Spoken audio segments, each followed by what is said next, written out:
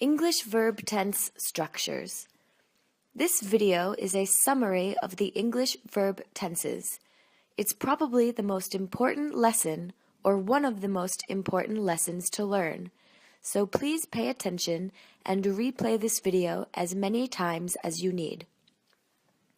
In English, there are three main structures: the simple tenses, the continuous tenses, and the perfect tenses.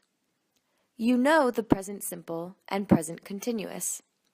Let's start with the simple tenses. All simple tenses are created the same way. There are three groups. 1. The verb to be.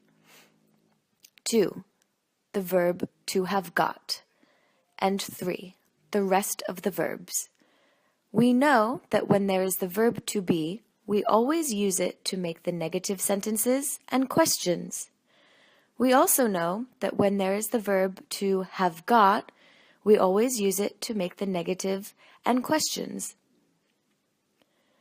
And when there is another verb that is not to be or have got, we need another word or auxiliary to create a negative sentence or question.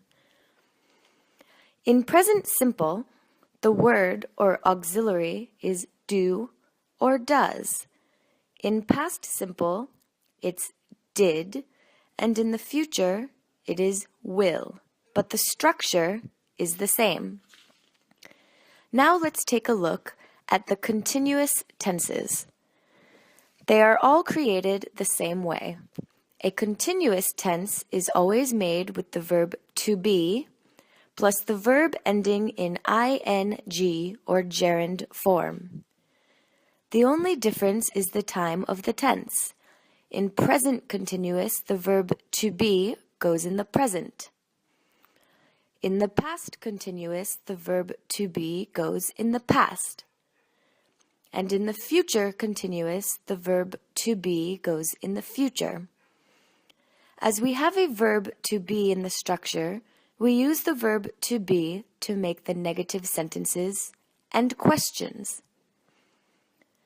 The other structure is the perfect tense.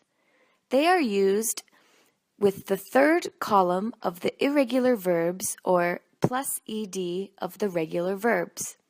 It only changes the time of the verb to have.